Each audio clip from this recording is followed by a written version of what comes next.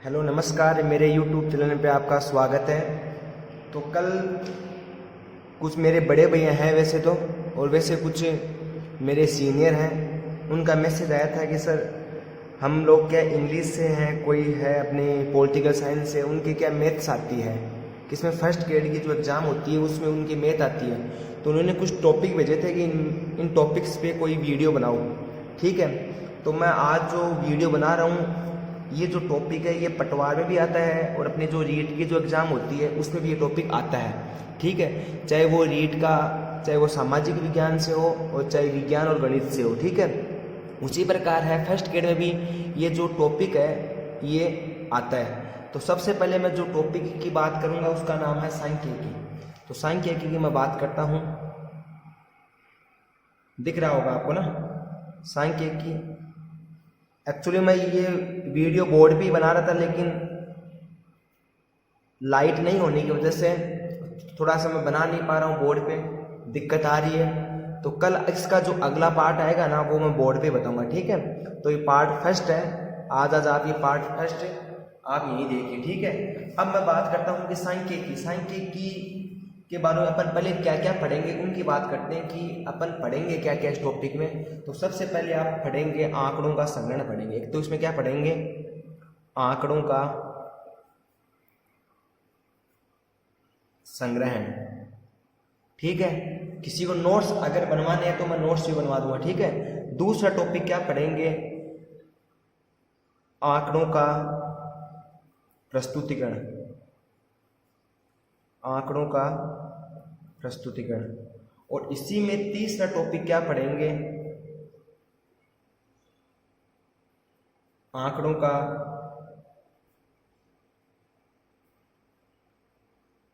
आलेखीय निरूपण। ठीक है, एक अपने से क्या पढ़ेंगे, केंद्रीय प्रवृत्ति के माप। क्या पढ़ेंगे, केंद्र प्रवृत्ति के माप पढ़ेंगे। ठीक है, अब देखते हो आगे जो ये आंकड़ों का प्रस्तुतिकरण है ना, इसमें अपन दो चीज पढ़ेंगे। एक तो क्या पढ़ेंगे, वर्गीकरण पढ़ेंगे। एक तो क्या पढ़ेंगे, वर्गीकरण। एक क्या पढ़ेंगे, इसमें सारणी पढ़ेंगे, मतलब सारणी बनाने के बारे में। ठीक है, तो सबसे पहले अपन बात करते हैं कि अपन को सांख्यिकी क्यों पढ़ते हैं, उसके बारे में बात करते हैं कि सांख्यिकी क्यों पढ़ते हैं। कि मान लो कि कक्षा 8 है, कोई कक्षा 8 की बात करता हूँ। कक्षा 8 में कितने विद्यार्थी हैं, मान लो 20 विद्यार्थी हैं। मैं इसलिए बता रहा हूँ कि सांख्यिकी क्यों पढ़ते हैं उसके बारे में बता रहा हूँ। कक्षा 8 में कितने विद्यार्थी हैं, 20 विद्यार्थी। और अपने पास क्या है कि उन 20 विद्यार्थियों को अपन को पूछना है कि किसको तो केले पसंद है, किसको तो केले पसंद है, किसको आम पसंद है, और किसको संतरा पसंद है, और किसको पपीता पसंद है। ये चार अपने क्या है, फ्रूट्स हैं। और इन फ्रूट्स के बारे में अपन को 20 विद्यार्थी अपने पास उनके पास पूछते हैं। तो देखो उसमें से देखो फर्स्ट जो तरीका है वो तो क्या होगा, या तो अपन क्या करेंगे, प्रत्येक विद्यार्थी के पास जाएंगे। ठीक है, प्रत्येक विद्यार्थी के पास जाके पूछ लेंगे कि साहब आपको क्या पसंद है और आपको क्या पसंद है, तो वो विद्यार्थी बता देंगे। ठीक है, और जब इन प्रत्येक विद्यार्थियों को अपन ने पूछा है कि तेरे को क्या पसंद है क्या नहीं पसंद, तो इसमें क्या बताया, 7 विद्यार्थियों ने मान लो क्या बताया, केला पसंद है। और 3 विद्यार्थियों ने मान लो क्या बताया, आम पसंद है। और 5 विद्यार्थियों ने क्या बताया, संतरा पसंद है। और 5 विद्यार्थियों ने क्या बताया कि पपीता पसंद है। एक तरीका तो ये हुआ। दूसरा तरीका क्या हुआ, सेकंड तरीका क्या होगा, एक तरीका तो प्रत्येक विद्यार्थी के पास जाएंगे और पूछ लेंगे। ठीक है, ये तो हो गया फर्स्ट तरीका। अब इसका जो सेकंड तरीका वो क्या होगा कि अपन ऐसे 4 बना देंगे कॉलम। 4 क्या बना देंगे, कॉलम। ये कॉलम है केले का, ये कॉलम है आम का, और ये कॉलम है संतरा का, और ये कॉलम किसका है, पपीता का है। ठीक है, अपन ने 4 कॉलम बना दिए और उसको या तो कोई चिट दे दी या कोई ना कंकड़ दे दिया कि जिसको जो पसंद है वो उसी में, या से इसमें चिट डाल दिया। जिसको केला पसंद है मान लो वो केले वाले में चिट डाल देगा, जिसको आम पसंद है वो आम के वाले में डाल देगा। या कोई कंकड़ दे दिया कि जिसको केला पसंद है वो केले वाले में कंकड़ डाल दे, जिसको आम पसंद है वो आम वाले डाल दे। एक तरीका ये है। जो थर्ड तरीका है ना वो काम का है। ठीक है, थर्ड तरीका वो काम का क्या है कि अपन ये कर सकते हैं कि अपन ये पूछें कि साहब केला किस किस को पसंद है। जिसको केला पसंद है वो हाथ ऊपर कीजिए। तो मान लो कि हाथ ऊपर के अपन एक एक गिना था, 1 2 3 4 5 6 7 7 विद्यार्थियों को केला पसंद है, ठीक है। और फिर पूछा आम किसको पसंद है, तो 1 2 3 विद्यार्थियों ने कहा आम पसंद है। उसके बाद अपने पूछा कि संतरा किसको पसंद है, तो संतरों के लिए क्या कहा 1 2 3 4 5। और अपने पूछा पपीता किसको पसंद है, तो किसी ने 1 2 3 4 5 ऐसे इन्होंने क्या किया, हाथ ऊपर किया, ठीक है। तो अपने जो बात करेंगे वो अपन इस थर्ड पॉइंट की बात करेंगे, किसकी, थर्ड पॉइंट की। अब देखो यहाँ पे तो संख्याएं 5 7 इनमें चल रही है, मान लो कि ये संख्या इत्याधिक हो जाए 18 20 हो जाए तो अपन के तो ये गिनना मुश्किल हो जाएगा, कहीं ना कहीं गलती होती है। तो इस गलती को रोकने के लिए अपन इसमें क्या पढ़ते हैं, इस गलती को देखने के लिए अपन इसमें क्या पढ़ते हैं कि अपन लोग क्या करते हैं कि ऐसे करते हैं 1 2 3 4 और 4 के बाद अपन क्या करते हैं एक लाइन खींच देते हैं। तो 1 2 3 4 ये 5 हो गए। इससे क्या होता है, गलती नहीं होती, 5 पे काम खत्म हो गया। फिर 6 और 7, अब ये क्या हो गया 1 2 3 4 और 5 और 6 और 7, ये यहाँ क्या 1 2 3, यहाँ पे क्या 1 2 3 4 और 5, यहाँ पे क्या 1 2 3 4 और 5। अब जो अपन ये जो कर रहे हैं ना, ये लाइन खींच रहे हैं, इनको क्या बोलते हैं, इनको बोलते हैं मिलान चिन्ह। क्या बोलते हैं, मिलान चिन्ह। इनको क्या बोलते हैं, मिलान चिन्ह। देखो मैं बेसिक से स्टार्ट कर रहा हूँ, बेसिक से स्टार्ट कर रहा हूँ सारी चीजें, क्योंकि देखो जिनके मैथ्स है ना उनको तो ये चीजें आती है, उनके तो सिंपल सी चीजें हैं, लेकिन जो स्टूडेंट्स इंग्लिश से हैं इनसे हैं तो उनकी क्या दिक्कत होती है, इसलिए मैं थोड़ा सा बेसिक से स्टार्ट कर रहा हूँ कि मिलान चिन्ह। अब देखो मिलान चिन्ह के बारे में मैं इसलिए बता रहा हूँ कि मिलान चिन्ह के बारे में एक बार क्वेश्चन पूछा गया था रीट में, ठीक है 2012 में।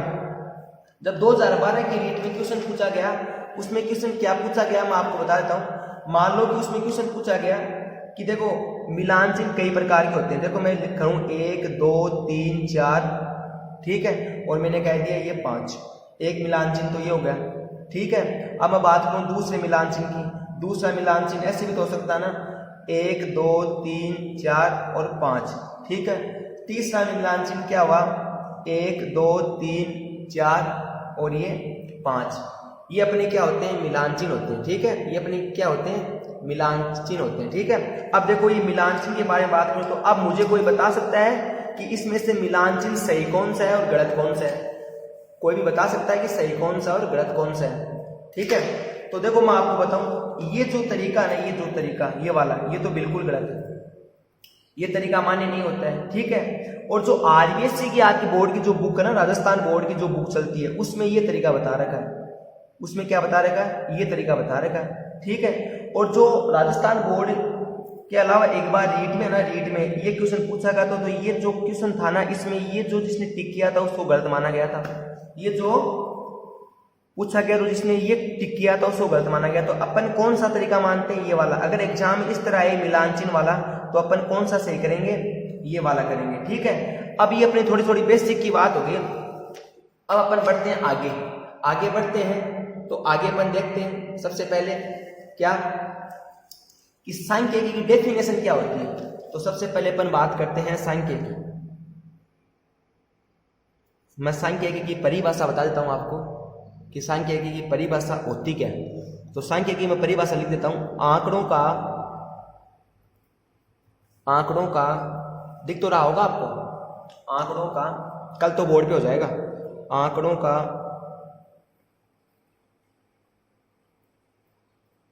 व्यवस्थित अध्ययन।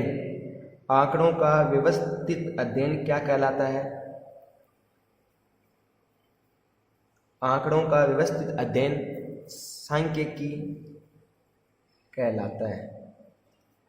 या आप ये भी लिख सकते हैं कि संज्ञात्मक, क्या लिख सकते हैं, संज्ञात्मक आंकड़ों का व्यवस्थित अध्ययन क्या कहलाता है, सांख्यिकी। अब देखो किसी को लिखना होता है वो लिख सकता है आराम से, व्यवस्थित अध्ययन क्या कहलाता है, सांख्यिकी। अब इसमें एक चीज निकल रही है, क्या इसमें जो चीज निकल रही है वो क्या निकल रही है, आंकड़े। तो अपन आंकड़ों की भी बात करते हैं कि आंकड़े क्या होते हैं। तो अपन देखते हैं आंकड़ों के बारे में बात करते हैं। तो आंकड़ों के बारे में बात करते हैं, सबसे पहले देखते हैं कि आंकड़े होते क्या क्या है। तो देखिए आंकड़े क्या क्या होते हैं उनके बारे में बात करते हैं अपन। तो देखो आंकड़े को इंग्लिश में कहते हैं डाटा। क्या कहते हैं, डाटा। आंकड़ों को इंग्लिश में क्या कहते हैं, डाटा। तो मैं लिख देता हूं आंकड़ों की परिभाषा कि आंकड़ों संख्याओं, आंकड़ों संख्याओं के वे संग्रह हैं, संख्याओं के वे संग्रह हैं जिनमें सूचनाएं शामिल होती है। ठीक है, यह आपको आंकड़ों की डेफिनेशन आ गई। अब देखो अपन आगे बात करते हैं कि आंकड़ों के आपको पता चल गया और संख्या की क्या करते हैं। अब अपन जो अपने जो प्रैक्टिकल जो क्वेश्चन आते हैं ना, प्रैक्टिकली क्वेश्चन, उन पे बात करते हैं। कुछ जो इसकी जो थ्योरी है ना, उस पे भी क्वेश्चन आते हैं, तो मैं थ्योरी का भी एक पार्ट ले आऊंगा। सांख्यिकी में जो थ्योरी है ना, तो मैं थ्योरी क्या है पूरी लिख के आपको बता दूंगा, आप लिख लेना। तो थ्योरी पर भी मैं एक पार्ट ले आऊंगा, आप उसमें देख लेना। सबसे पहले अपन जो इसके जो प्रैक्टिकली जो क्वेश्चन होते हैं ना इसमें, कि बारंबारता क्या होती है, परास क्या होता है, इसके बारे में अपन बात करते हैं। तो देखिए, सबसे पहला मैं इसमें टॉपिक ले रहा हूँ परास। कौन सा टॉपिक ले रहा हूँ इसमें? सबसे पहला परास, बहुत काम का है, आता है क्वेश्चन। ठीक है, और विशेषकर जो आपकी सीटेट होती है उसमें तो मैंने देखा है। ठीक है, तो परास को ही क्या बोलते हैं? परिसर। तो कहीं कहीं इसका नाम आता है परास और कहीं कहीं क्या आता है? परिसर। तो परास और परिसर की मैं डेफिनेशन क्या होती है बताता हूं, कि प्रत्येक आंकड़ा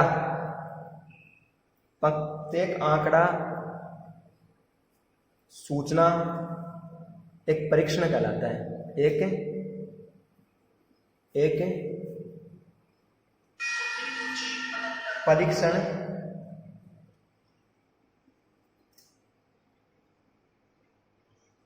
कहलाता है। ठीक है, अब देखो इससे डेफिनेशन से आपको कुछ समझ में नहीं आएगा, आपको जो समझ में आएगा अपन क्वेश्चन से समझेंगे। ठीक है, आपको डेफिनेशन से कोई मतलब नहीं, क्योंकि कुछ ये सोचेंगे स्टूडेंट्स कि डेफिनेशन क्या है, रटी रटाई डेफिनेशन क्या बता रहे हो। तो अपन डेफिनेशन से कोई मतलब नहीं, अपन तो डायरेक्ट एक पूछते हैं, कहीं क्वेश्चन दे दे और डायरेक्ट आपको पूछेगी परास कैसे निकलेगी, अपन उसकी बात करते हैं। तो क्यों ना मैं आपको इस पे कोई एग्जाम्पल लिख के बताता हूँ। मान लो एग्जाम्पल आपको दे देगी परीक्षणों, आपको एग्जाम्पल दे परीक्षणों 5, 6, 10, 15, 9, 7 का या तो पूछ ले परास, या अगला परीक्षण भी नाम देता है, परिसर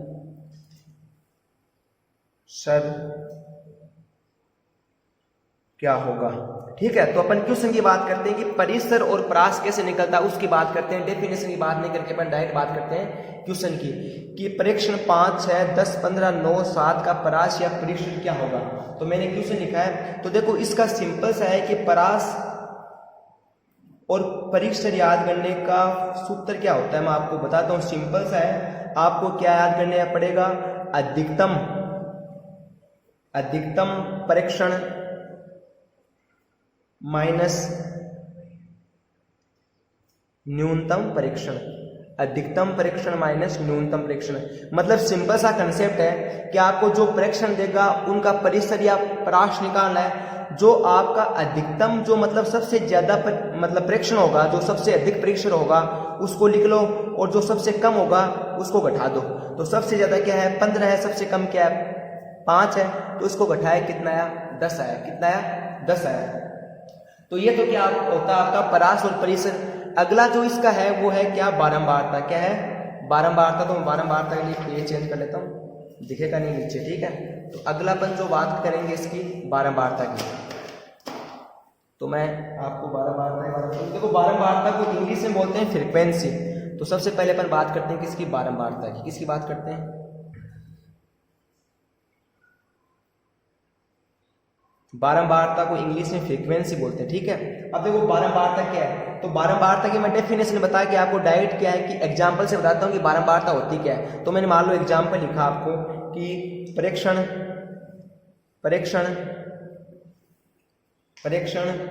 एग्जांपल लेता हूँ कुछ भी, 3, 4, 5, 6, 5, 2, 1, 3, ये मैंने एग्जाम्पल ले लिया। अब आपको सबसे पहले मैं इसमें क्या बारंबारता कैसे निकलती है वो बताता हूँ। कि आपको कोई पूछ ले कि 5 परीक्षण, इनमें 5 कोई परीक्षण तो है, परीक्षण 5 की बारंबारता, परीक्षण 5 की बारंबारता कितनी होगी, परीक्षण 5 की बारंबारता देखो कितनी बार है। बारंबारता वो होती है कि जो आपका जो प्रेक्षण होता है, जो संख्या जितनी बार आती है ना, वो उसकी क्या होती है, बारंबारता होती है। तो 5 कितनी बार है, 1 और 2 बार, तो 5 की बारंबारता क्या होगी, 2। मैं बोलूं कि 3 की बारंबारता, क्या बोलूं, 3 की बारंबारता, तो 3 की जो बारंबारता होती है, तो 3 की बारंबारता क्या होती है, 1 और 2। देखो यहाँ 2 बार है तो कितनी होगी, 2। मैं लिखूं 6 की बारंबारता, 6 की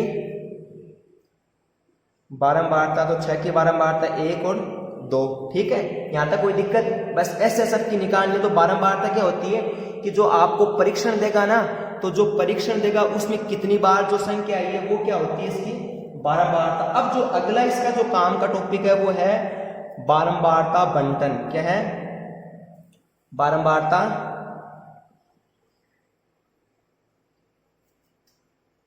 बंटन। तो मैं बात करता हूं कि बारंबारता बंटन होता क्या है। अपन के किसकी बात कर रहे हैं, बारंबारता बंटन की।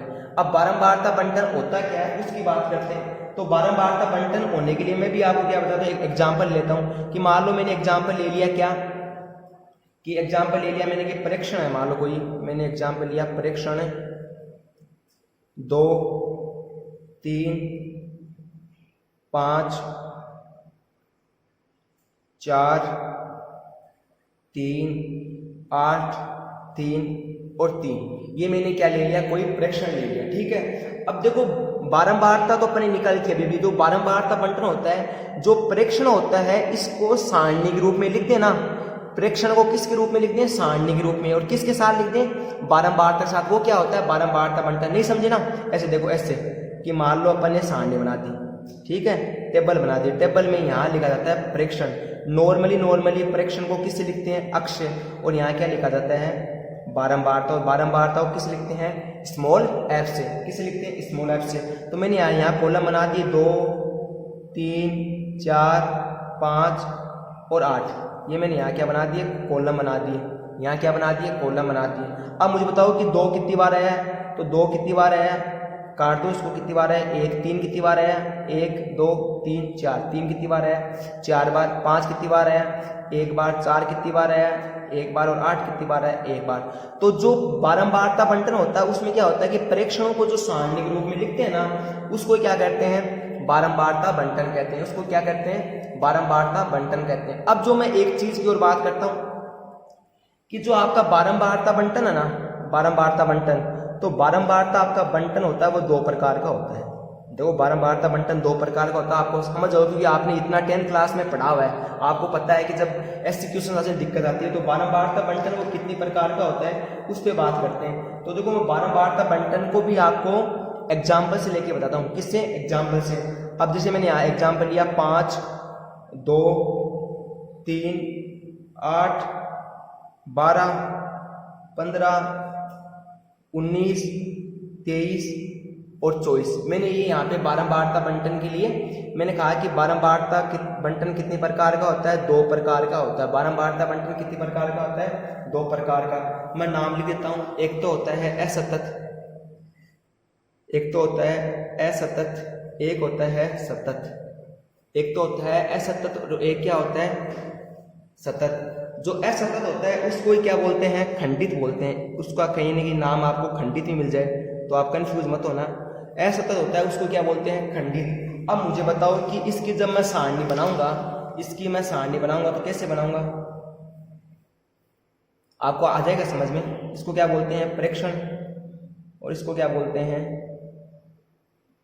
बारंबारता। इसको क्या बोलते हैं, बारंबारता। ठीक है, अब देखो इसमें मैंने क्या लिखा, 2 लिख दिया, 3 लिख दिया, 5 लिख दिया और 8 लिख दिया। 2 कितनी बार आया, वो का वही सेम का सेम करेंगे। 2 कितनी बार आया, 2 1 बार आया तो 1 बार लिख दिया। 3 कितनी बार आया, 3 भी 1 बार आया, 1 बार लिख दिया। 5 कितनी बार आया, 1 बार आया। 8 कितनी बार आया, 1 बार। ऐसे करके 12 15 19 सब के लिए लिख देंगे। मैंने पूरा नहीं लिखा, इतना ही लिखा जानबूझ के। तो ये तो होता है आपका असतत, ठीक है, या खंडित। अब अगर मैं बात करूं आपके ये जो टॉपिक है सतत, तो सतत के लिए मैं क्या करूं कि सतत क्या होता है कि सतत जो होता है ना वो किस में लिखा जाता है, हमेशा दो जो आपका असतत होता है परीक्षण, उसमें तो क्या है डायरेक्ट 2-3 संख्याएं जो होती हैं वो लिखी जाती है। हमेशा सतत के लिए क्या होता है वर्ग यूज किया जाता है, जो वर्ग होता है ना वर्ग उसके लिए किया जाता है। तो सतत तो यहाँ पे क्या लिखी जाएगी बारंबारता। वर्ग में कैसे होता है कि कोई भी नंबर्स होता है, जैसे क्या कहते हैं 0 से 10 तक, ऐसा देखा ना आपने, और 10 से 20 तक और 20 से 30 तक ऐसे दे दे, ठीक है। अब 0 से 10 यहाँ कितनी बार है 1 2 3 4, कितनी बार है 4 बार, कितनी बार है 4 बार, 1 2 3 4 4 बार है, ठीक है। 10 से 20 कितनी बार है 1 2 3, कितनी बार है 3। 20 से 30 कितना 1 2 2 बार, ऐसे लिखा जाता है, ठीक है। तो आपको सतत और असतत समझ में आ गया होगा, जहां तक मेरा मानना है तो आपको सतत और असतत समझ में अच्छे से आ गया होगा, ठीक है।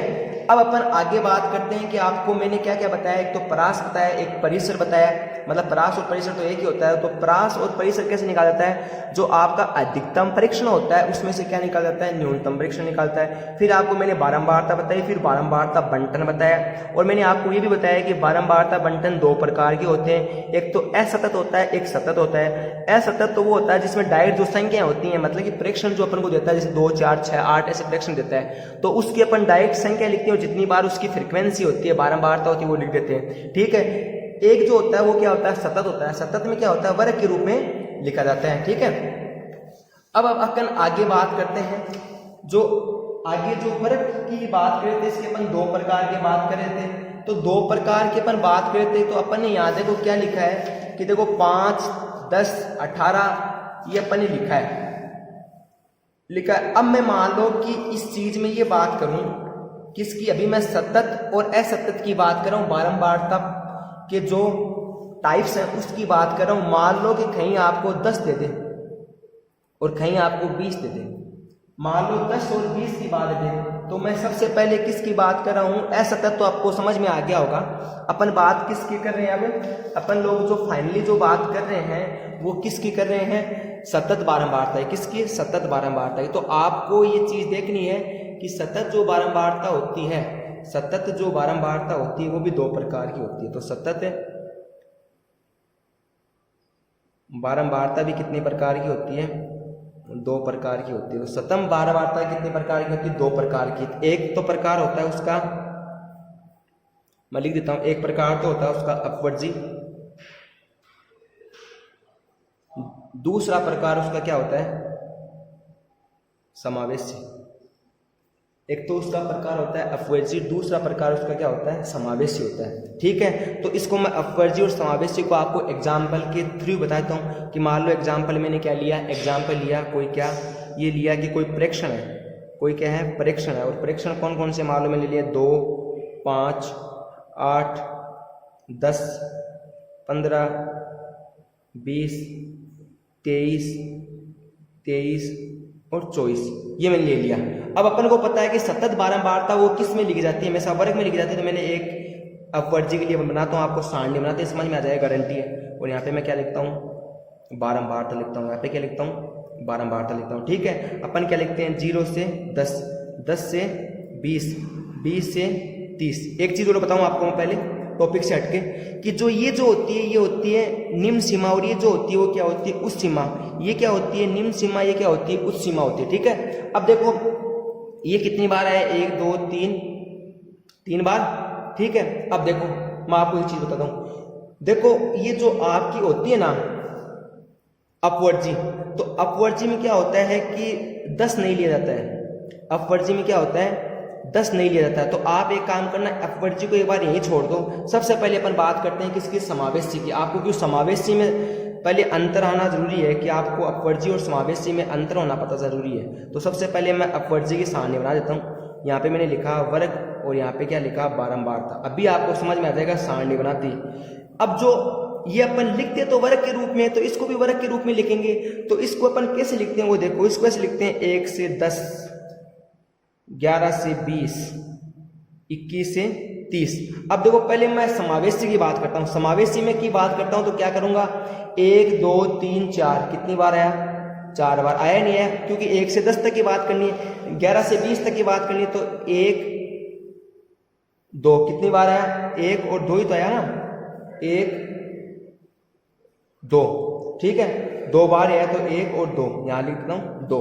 यहाँ तक कोई दिक्कत? यहाँ तक कोई दिक्कत नहीं। अब देखो 21 से 30 की बात करता हूँ तो 1 2 3 कितनी बार आया? 3 बार। तो ये तो होता है समावेशी। तो समावेशी में तो क्या होती है कि जो बारंबारता होती है वो निरंतर नहीं चलती है। जैसे 1 से 10 तक, 11 से 20, जैसे इसकी निम्न सीमा, इसकी उच्च सीमा 10 है, इसकी निम्न सीमा 11 है, ये क्या होती है? एक के बाद एक नहीं चलती है। लेकिन जो आपका अपवर्जी होता है ना, अपवर्जी, उसमें क्या होता है? निरंतर चलती रहती है। 0 से 10, 10 से 20, 20 से 30 होती है। तो इसमें क्या दिक्कत होती है? इसमें दिक्कत ये होती है कि जो 10 आता है वो उसको यहाँ लिखें कि यहाँ लिखें, ये समस्या आती है। आपका जो 10 आ रहा है ना, इसको यहाँ लिखें कि यहाँ लिखें, ये सबसे बड़ी समस्या है। तो मैं आपको बता दूं, इस 10 को ना यहाँ नहीं लिखेंगे, यहाँ तो 1 2 3, मतलब आपको 0 से लेके 9 तक ही लिखना है। मेरी बात समझ रहे हो? यहाँ पे आता है 0 से लेकर 10 तक, लेकिन आपको संख्या कहाँ तक लिखनी है?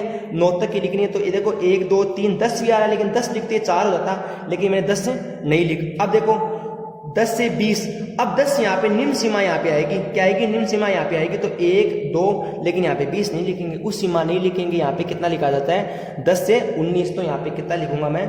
2।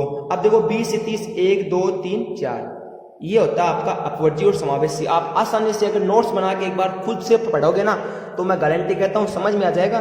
बाकी मैं आपका आज राय ले लूंगा कि कैसा क्या लगा, तब तो मैं इस टॉपिक को कंटिन्यू करूंगा, वरना मैं कोई मतलब नहीं है। जितना मेरा है मैंने नॉलेज उससे ज़्यादा बताने की कोशिश की आपको, ठीक है।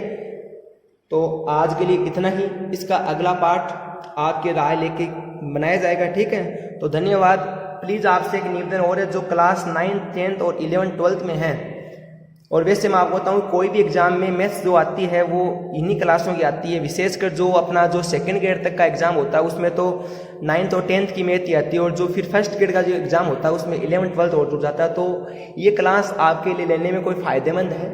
आप अगर ये मत सोचना है कि 9th वालों में क्लास लग रही है, 10th वालों में क्लास लग रही है, तो आप जो वो क्लास लेते हो उसमें फ़ायदा है। जो मेरा जो टॉपिक चल रहा है पॉलिनोमियल्स, बहुपद भी बहुत सी एग्जाम में आता है, मैंने देखा है। बहुपद रीट में भी है, और बहुपद आपका जो 1st ग्रेड का एग्जाम है उसमें भी है। तो आप प्लीज़ ज़्यादा से ज़्यादा शेयर कीजिए, आपका एक ही काम है शेयर करना। धन्यवाद। Take care. जय हिंद, जय भारत।